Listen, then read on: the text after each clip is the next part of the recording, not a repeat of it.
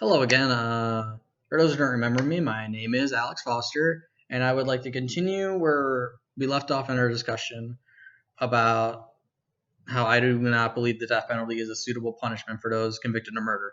Now, my opponent and I both raised our arguments and concerns over whether we agree or disagree with this sentiment. So now I would like to give my response to his points. So for this debate, I will go over my opponent's points and arguments, and afterwards give my rebuttal and overall dissent to these points. First, my opponent brings up two main points as to why he believes those convicted of first-degree murder deserve to have the death penalty applied to them. Number one, because the crime is premeditated, and number two, because the perpetrators thought they would get away with said crime. Now, my opponent also brings up his personal opinion that mass murderers should be exempt from normal judicial proceedings such as trial by jury or lawyers presenting evidence against them and automatically just be given the death penalty. Now, he also brings up the example of a mass shooter in a theater a couple years ago who ended up getting life without parole due to disagreements over his overall mental health and condition, and so no one could come to an agreement about what should be his overall punishment due to that. So his main issue lies with how mass murder should not get off without the death penalty, whether or not it's due to a question of mental competence or some other technicality. He argues that many of us struggle with mental disorders on a daily basis, but most of us do not go out murdering other people due to these mental disorders. So, for example, just because I might wake up depressed one day doesn't mean I'm going to go out and kill a bunch of people because of it. And because a lot of us face these daily challenges, why shouldn't other people be punished just as harshly as those who are not dealing with these challenges? He also brings up the point that people don't want to see someone sentenced to death despite it being the same treatment the victim received, and this is why many people oppose the death penalty.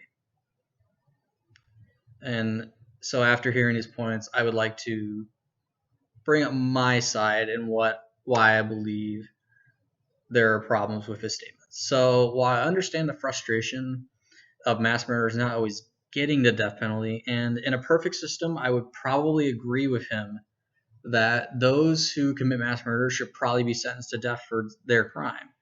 I have an issue with one of your specific core points, that those convicted of premeditated murder thought they would get away with their crime. My opponent contradicts himself with this statement by bringing up his opinion about mass murderers. As generally speaking, a mass murderer is someone who kills multiple people. Many people have different definitions of what multiple people comprises itself of. Generally speaking, for example, a mass shooting in the United States is roughly anything more than 3 people. So in this example, should someone who kills 3 people be convicted of the death penalty over just saying killing one person? Well, the thing is, a mass murderer generally doesn't ever get away with their crime. Most mass murderers are going to either get caught very quickly due to the simple fact there's too many witnesses, they're in a public space, or they're going to be stopped mid-act, whether they get, say, tackled down during a shooting, or they get killed in the process in order to end the killing spree that they're on. We are also not taking into account those who get cited for mental instability who go and commit mass murders, which many do, but many also do not. And we can assume that those who have some form of mental deficiency or mental instability are not accounting for whether they're being caught, but more so about other factors related to whatever their mental state is at the time. As for the point about mass murderers deserving no trial for their crimes, I disagree with this idea wholeheartedly. Taking into account something like a domestic terror attack, as an example, that could kill multiple people, should we just execute the first suspect we come across instead of weighing the evidence so that we can be as confident as possible that they committed said crime? As I stated in my previous argument, the main issue I have with the death penalty is that in our current system, in our current judicial and legal system, being 100% confident that someone commits a heinous act like murder is very difficult and almost next to impossible. You need to just to honestly be as positive as possible. You need, for example, multiple witnesses, video evidence that clearly shows the suspect in effectively mid act, and probably a confession. And even then, you have to question the validity and reliability of this evidence. The witnesses could have been coached or coerced. The video evidence could have been doctored or faked, and the confession could also have been coerced. Or, and even despite all of this, that person might not have committed. That person might have been framed for the act, even if it may be extremely convoluted or complicated. This is why in a court setting, the prosecution does not have to prove 100% that someone commits a crime. They just have to prove that beyond a reasonable doubt that an accused commits their crime. Being 100% positive is near impossible.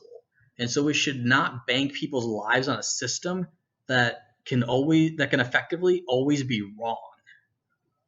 Now, I brought up my opponent's points about how those convicted did so under the assumption they would not get caught, and because they planned out their crimes in advance, they deserve the death penalty.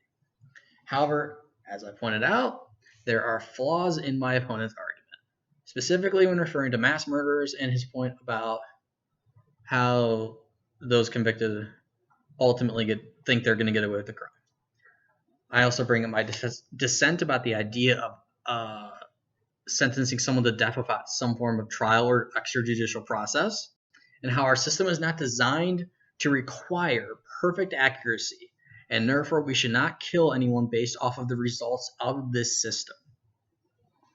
Hopefully, after hearing this my response to my opponent's affirmative argument for the death penalty, that you will agree that the death penalty is still not a suitable punishment for those convicted of first-degree murder in a modern society, and that due to the simple fact that we can never be 100% positive that someone did indeed commit a crime, even if it's a crime as heinous as murder, or even more as heinous as murdering multiple people, that since we are not 100% certain, we should not sentence someone to death over this absolute uncertainty.